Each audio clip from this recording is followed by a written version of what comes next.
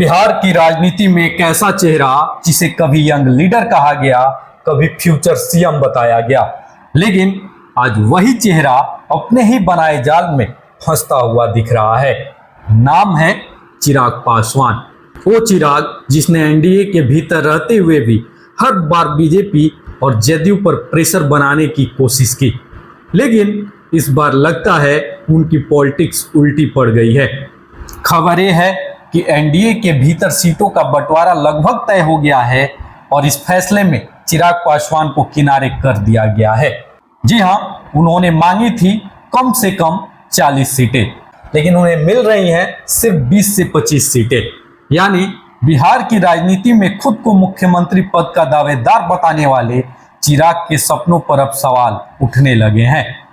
तो इस वीडियो में आप जानेंगे एनडीए में सीटों का पूरा समीकरण क्या है, क्यों बीजेपी और जेडीयू ने अपने लिए 200 से ज्यादा सीटें पहले ही पक्की कर ली हैं, जीतन राम मांझी और उपेंद्र कुशवाहा को लेकर बीजेपी की असली रणनीति क्या है, 2020 के चुनाव में चिराग की असफलता से उन्हें क्या सबक मिलना चाहिए था, और सबसे बड़ा सवाल, क्या एनडीए ने वाकई चिराग पासवान की राजनीति को दूध से मक्खी की तरह निकालकर बाहर कर दिया है।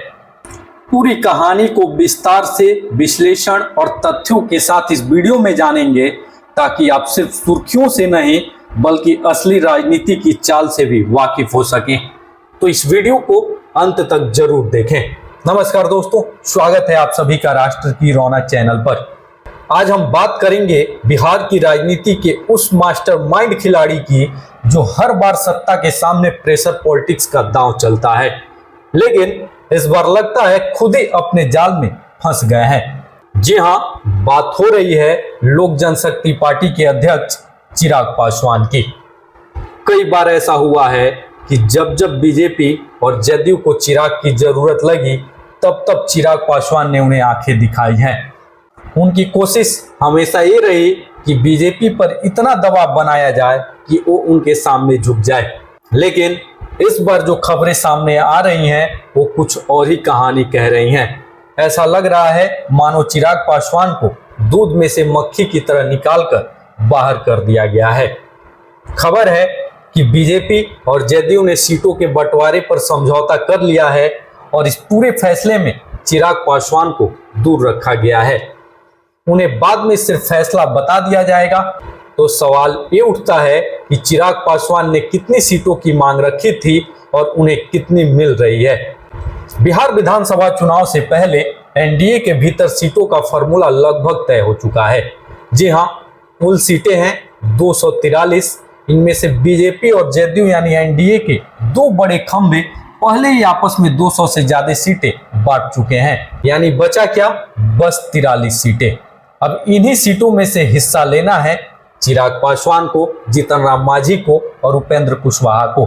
लेकिन यहाँ सबसे बड़ा झटका लगा है चिराग पासवान को, क्योंकि वो चाहते थे कम से कम 40 सीटें, लेकिन एनडीए के अंदर उन्हें ऑफर किया जा रहा है सिर्फ 20 से 25 सीटें, यानी आधी से भी कम। अब सोचिए, एक नेता जो खुद को तेजस्वी यादव का सीधा मुकाबला करने वाला बताता है, जो खुद को बिहार का भविष्य कहता है, लेकिन यहाँ एक और दिलचस्प पहलू है, बिहार की राजनीति में सिर्फ सीटों का बंटवारा ही खेल नहीं बदलता, पब्लिक परसेप्शन भी उतना ही बड़ा फैक्टर है। सोचिए, अगर आज चिराग पासवान को 40 सीटें नहीं मिलती हैं और उन्हें 20 सीटों पर ही मान जाना पड़ता है, तो जनता के बीच क्या मैसेज जाएगा? यही कि एनडीए के भीतर उनकी असल औकात सिर्फ छोटी पार्टी भर की है, और यही मैसेज चुनाव नतीजों में भी असर डालेगा, क्योंकि बिहार की जनता बहुत चालाक है। उन्हें तुरंत समझ आता है कि किस नेता की असली ताकत है और कौन सिर्फ टीवी कैमरों पर बयानबाजी कर रहा है। राजनीतिक पंडित मान रहे हैं कि अगर चिराग को इस बार झटका लगा तो 2025 का चुनाव उनके लिए जीवन मरण की लड़ाई साबित हो सकता है, क्योंकि अब जनता सिर्फ पासवान परिवार की विरासत पर वोट नहीं देगी, बल्कि ये देखेगी कि चिराग ने असल में किया क्या है।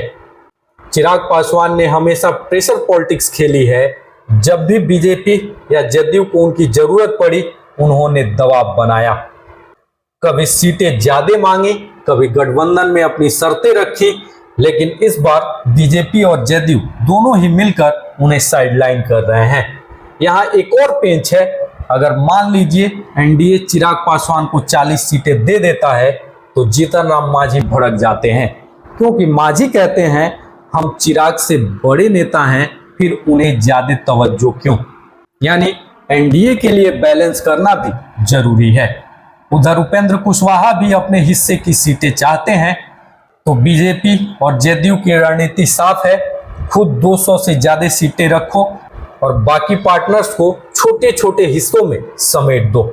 याद कीजिए 2020 का चुनाव, चिराग पासवान ने अकेले लड़ने का फैसला किया, नतीजा उनकी पार्टी से सिर्फ एक ही सीट आई, वो भी विधायक बाद में जेडीयू में चले गए।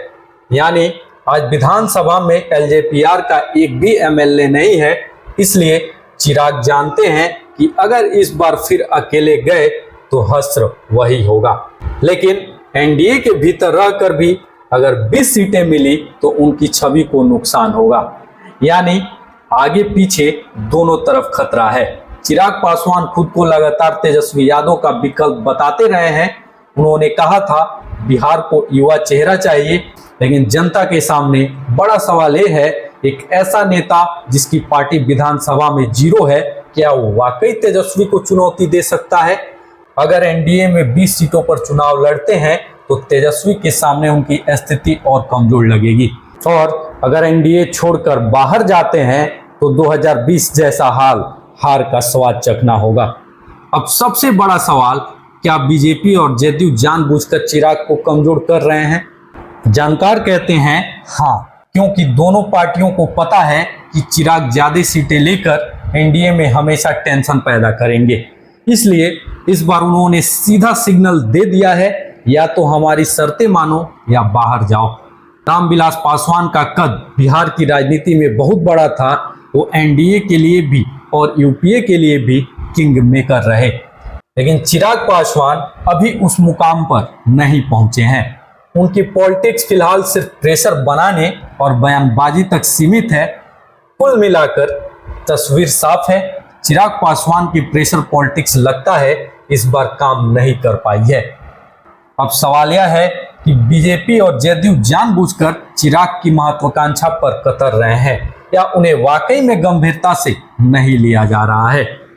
तो अब उनके सामने दो ही रास्ते हैं, या तो एनडीए के भीतर रहकर कम सीटों पर समझौता करें, या फिर बाहर निकलकर सब कुछ दांव पर लगा दें। लेकिन क्या एनडीए उन्हें दूध से मक्खी की तरह बाहर निकाल देगा?